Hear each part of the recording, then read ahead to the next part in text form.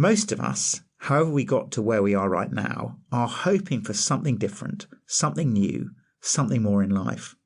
A new relationship or experience or promotion or location.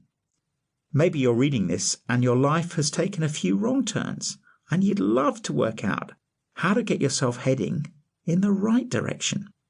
Maybe you're reading this and you've always kept things on track, and yet the track never quite seems to get you to where you'd hope to be and how you'd hope to feel. Maybe you're feeling content right now, but still, every now and then, you wonder whether there might be something more. This book is an opportunity to look at life through a different pair of eyes, an invitation to enjoy the stories of these people's lives and perhaps to find inspiration and direction as you chart your own. Jason remembers the day his foster mother told him he'd end up in prison.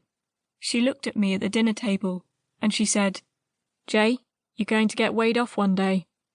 Jason pauses and looks at me across the marble-top table of the coffee shop booth.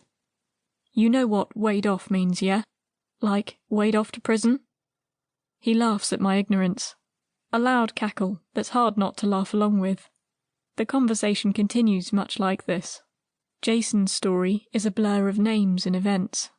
There's a sad sort of inevitability to the start of it. When I was about a year old, me and my twin brother, Kevin, was found in a flat. The landlord heard 2 babies crying, kicked the door open, and there we was. We went straight into care. At school, I was always fighting and getting into trouble. I got suspended 3 times.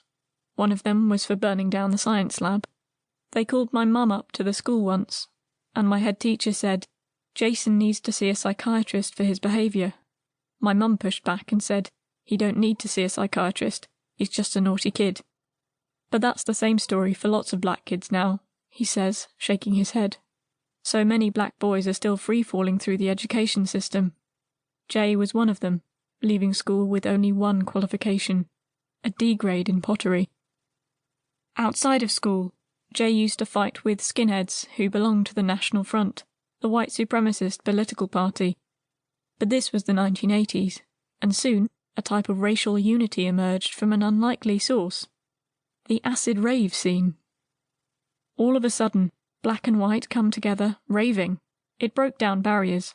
We used to drive to these raves with probably about 65,000 people in a field, dancing. Clubbers, hip-hop heads, break-dance enthusiasts, graffiti artists, people from an array of backgrounds. Everyone seemed to be at these raves. And I remember someone walking past me at this rave with 2 buckets, a bucket of ecstasy pills and a bucket of puff, cannabis. He was walking through this crowd going, "Pills, puff, pills, puff, pills, puff." People was just buying drugs out of buckets. And I remember looking at them buckets, and I thought to myself, there's money to be made there. So I went from party goer to party drug dealer. Jay spent the next few years like this, raving and drug dealing, until it all went wrong. I was in a club with £800 in one pocket, 42 ecstasy pills in the other pocket. We was all about to go home after a really good night, and I felt 2 hands on my hands, pinning them in my pocket. 2 bouncers. Jay was arrested and spent the night in a police cell. When I got arrested that night, a friend of mine who'd gone out and left the club early realised that I hadn't come out of the club. He phoned my girlfriend and he said, "Julie, do me a favour, Jay's been nicked. Get to the flat and clear it out." Julie went to the flat, cleared out all the coke and everything. And as she walked out of the building with a big bag with all my drugs in it, the police walked past her on their way to raid my flat. But that wasn't enough to save Jay from a prison sentence, and neither was the dodgy solicitor he hired to get him off the hook. The person I got the drugs from, he said to me once, "Always remember, if you play the game, you've got to be willing to pay the game." The payment was 4 years in jail.